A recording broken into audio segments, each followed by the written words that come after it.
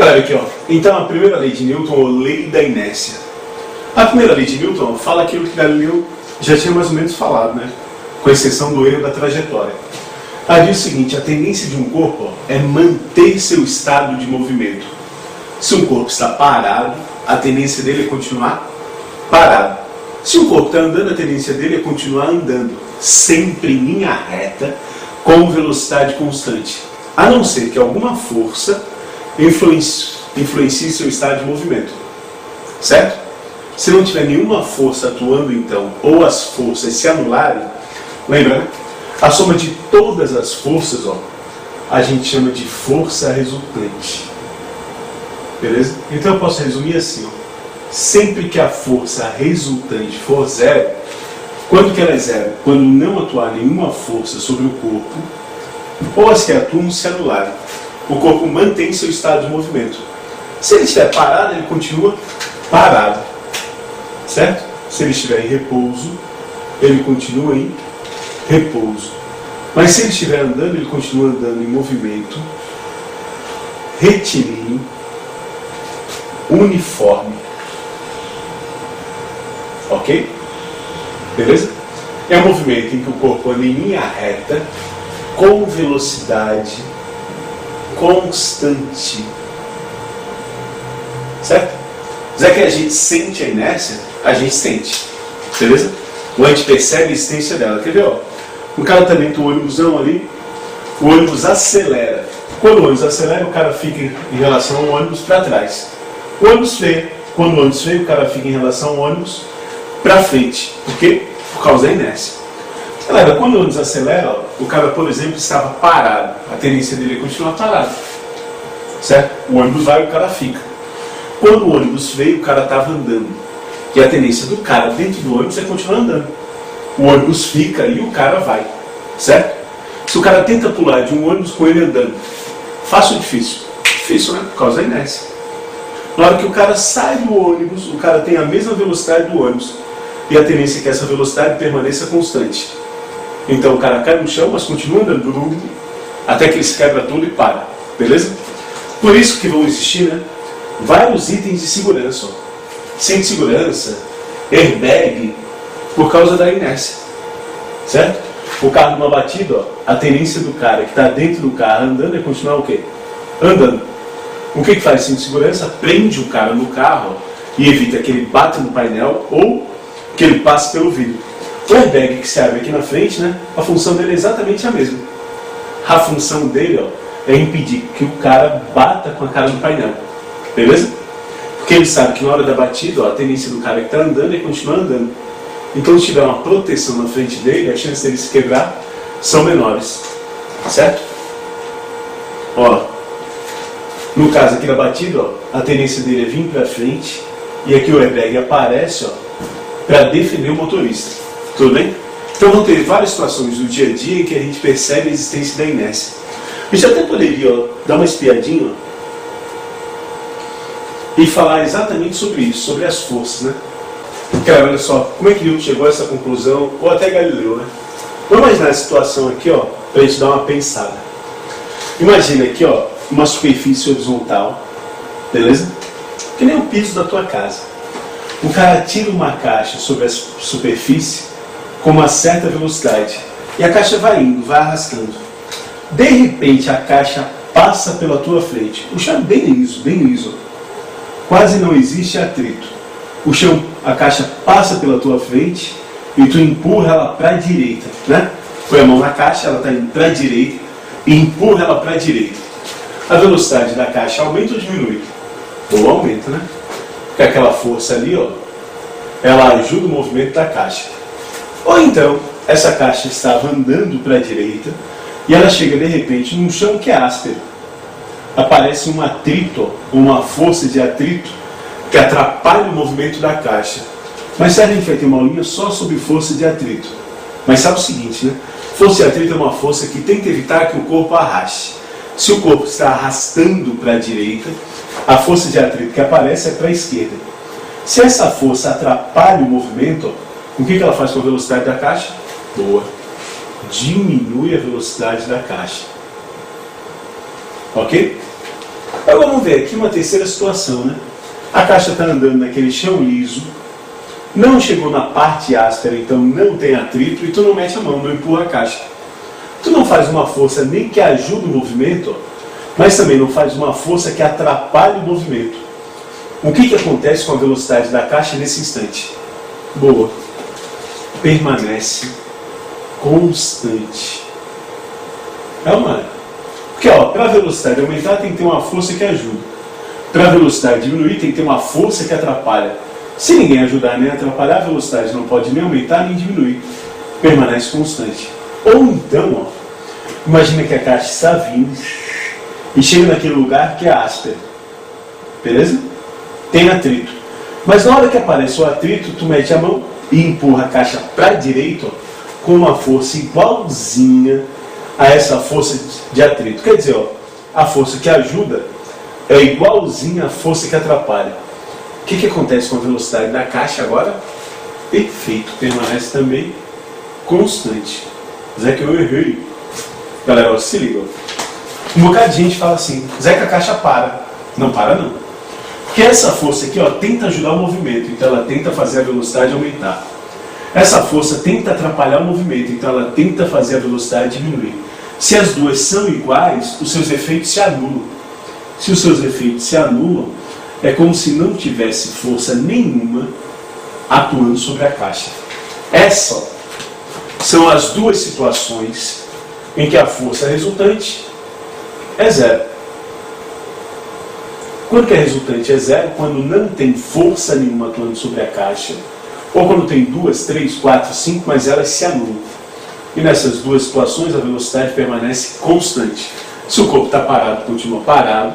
Se ele está andando, continua andando. E aqui já dá de notar o seguinte, né?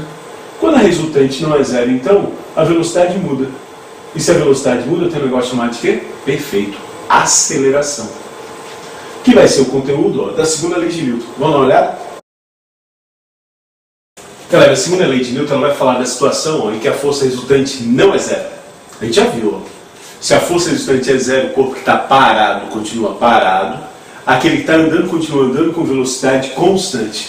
Então, se a força resultante não for zero, se a força resultante for diferente de zero, o corpo, obviamente, ele sofre uma mudança, né? Uma variação, já falei para vocês, variação a gente representa por delta, de velocidade. Muda a velocidade do corpo. Ou ela aumenta, ou ela diminui, ou, já falei que a gente vai conversar mais tarde sobre isso, faz curva. Porque a tendência, lembra, é andar em linha reta. Então, para fazer curva também tem que ter força.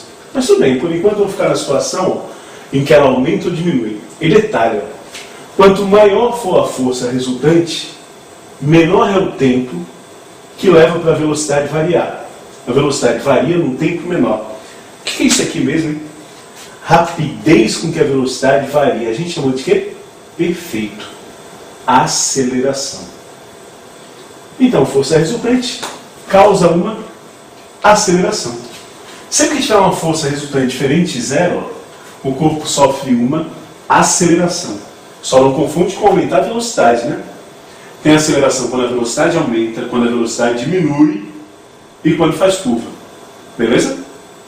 Então, sempre que a resultante não for zero, o corpo sofre uma aceleração. Tanto é que a fórmula vai ser assim, força resultante causa uma aceleração. Beleza? Só tem uma outra letra aqui, que vai me dar essa relação entre força e aceleração. Que letra é essa, hein? Galera, quando que é mais fácil acelerar um corpo e quando que é mais difícil acelerar um corpo? Tudo empurrando. Quando a massa dele é maior ou quando a massa dele é menor. Imagina, tu vai empurrar uma caixa de 1000 kg e uma caixa de 100 kg. Qual que é mais fácil de aumentar a velocidade? Boa, de 100. Então, essa relação entre força e aceleração depende da massa do corpo. Esse M significa massa. Beleza? Segundo Newton, massa mede exatamente a dificuldade que um corpo oferece a uma variação de velocidade. Segundo Newton, massa é a medida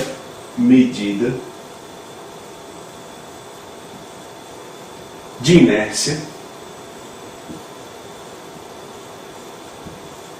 do corpo. Já que eu não entendi isso, não. Ó, o que é inércia mesmo? Inércia é a tendência do corpo manter a velocidade, né? Quanto maior a inércia, mais difícil é de mudar a velocidade dele. E segundo Newton, essa inércia estava relacionada diretamente com a massa. É simples, quer ver? Ó? Imagina, ó, vem uma bola de futebol, 80 km por hora. Zeca pega, bico na bola de futebol. Muda a velocidade da bola? Muda, né? A bola para e volta. Vem um trem, 100 mil toneladas, 80 km por hora. Zeca pega, bico no trem. Muda a velocidade do trem? Até muda, né? Mas tão pouco, ó, que ninguém percebe, muito menos o Zeca, né? Beleza? A velocidade muda quase nada. Por que mudou mais a velocidade da bola do que do trem? Isso por causa da massa. A massa do trem é maior, então a inércia dele é maior. Fica mais difícil de mudar a velocidade dele. E uma coisa que é importante é o seguinte, ó, segundo Newton, a massa de um corpo ela não muda de lugar para lugar. Para ele, massa está associada à quantidade de matéria.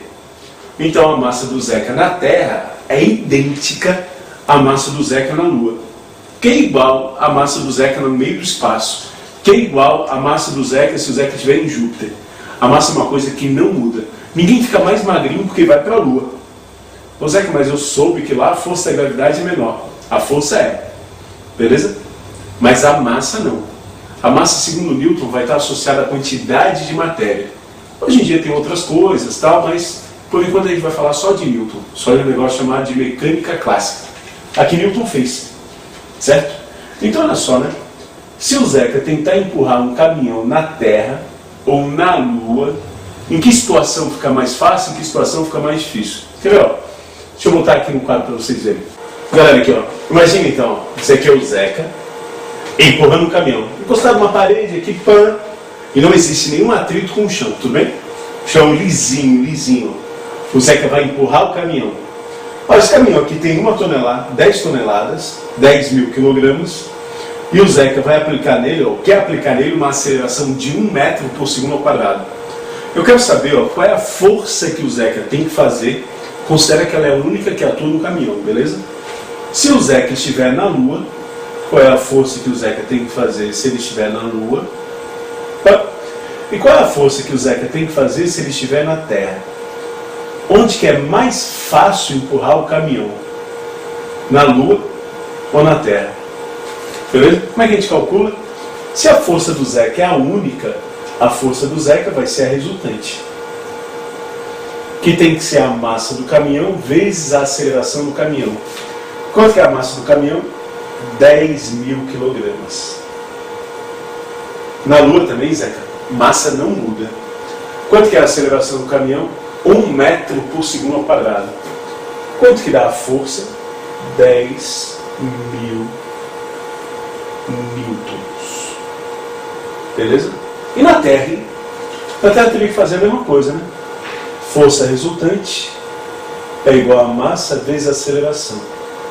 A massa é a mesma, a aceleração é a mesma, então a força daria 10 mil newtons. Igual. Beleza? 10 mil newtons é a força que o Zeca teria que fazer, ó, para empurrar o caminhão na Lua ou na Terra, exatamente a mesma.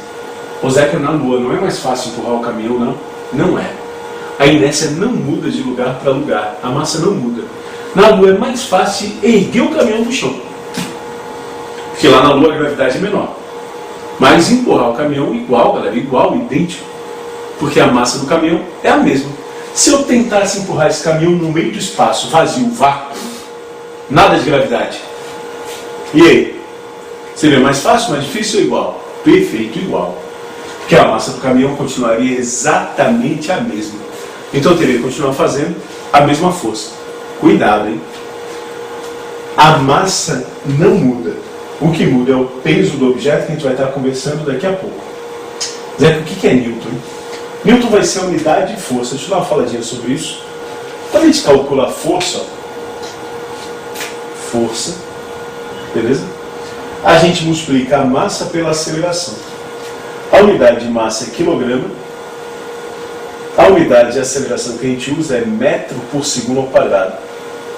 Ó, não fiz nada. Ó. Eu só botei a unidade da massa escrito e a unidade da aceleração escrito. Quilograma vezes metro por segundo ao quadrado ganha um nome especial em homenagem ao cara. É chamado de Newton. E Newton é representado apenas pela letra N. Beleza? Newton. Ó, tem até um que pergunta assim: pô, Zeca, qual a unidade de massa que eu tenho que usar? Grama ou quilograma? Qual a unidade de aceleração que eu tenho que usar? Na verdade, vocês têm que saber ó, que Newton é quilograma vezes metro por segundo ao quadrado. E fechou. Sempre que eu quiser a força em Newton, a massa tem que estar em quilograma. E a aceleração tem que estar em metro por segundo ao quadrado. Zeca, meu professor me explicou aqui outra unidade, KGF. O que é isso? Deixa eu falar então aqui. KGF. KGF, quilograma força, é na verdade uma unidade inventada para que os alunos entendessem, certo? Entendessem ou tivessem noção de valores de força. Um KGF é a força que a gente faz mais ou menos para levantar 1 kg do chão. E 10 KGFs, 10 kg do chão. 100 KGF, 100 kg do chão. 1 KGF vale aproximadamente 10 newtons. Isso aqui é até bacana de saber, né? 10 newtons. Então, 10 newtons, o que é? A força necessária para levantar 1 kg do chão. E 20 newtons, 2. E 30, 3. Se eu falar assim, ó, o José fez uma força de 1000 newtons. Pode ser? Pode. Né? Não fiz, mas pode. Porque 1000 é uma força, ó, tem que dividir por 10 para chegar aqui. Ó. É uma força necessária para levantar 100 kg do chão. Hoje o Zeca fez uma força de 10.000 newtons. E aí? Pode ser? Ah, daí não, né? Tá de sacanagem também. Porque ó, 10.000 newtons é força necessária para levantar 1 tonelada do chão. Beleza? 1000 kg.